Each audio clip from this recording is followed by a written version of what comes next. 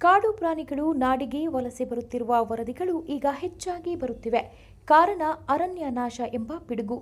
ಹಾಸನ ಜಿಲ್ಲೆಯ ಹೊಳೆನರಸೀಪುರ ತಾಲೂಕಿನ ಮಾಯಗೌಡನಹಳ್ಳಿ ಗ್ರಾಮದಲ್ಲಿ ಚಿರತೆ ಹಾವಳಿ ಹೆಚ್ಚುತ್ತಿದ್ದು ಗ್ರಾಮಸ್ಥರು ಆತಂಕದಲ್ಲಿ ದಿನದೂಡುವಂತಾಗಿದೆ.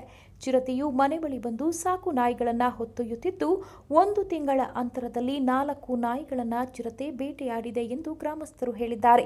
ಗ್ರಾಮದ ಕುಮಾರ್ ಎಂಬುವರ ಮನೆಯ ಸಾಕು ನಾಯಿಯನ್ನು ಚಿರತೆ ಹೊತ್ತೊಯ್ಯುತ್ತಿರುವ ದೃಶ್ಯ ಸಿಸಿ ಕ್ಯಾಮೆರಾದಲ್ಲಿ ಸೆರೆಯಾಗಿದೆ. ಈ ಬಗ್ಗೆ ದೂರು ನೀಡಿದರೂ ಕ್ರಮ ವಹಿಸದ ಅರಣ್ಯ ಇಲಾಖೆಯ ವಿರುದ್ಧ ಅಸಮಾಧಾನಗೊಂಡಿರುವ ಗ್ರಾಮಸ್ಥರು ಚಿರತೆ ಸೆರೆಗೆ ಒತ್ತಾಯಿಸಿದ್ದಾರೆ.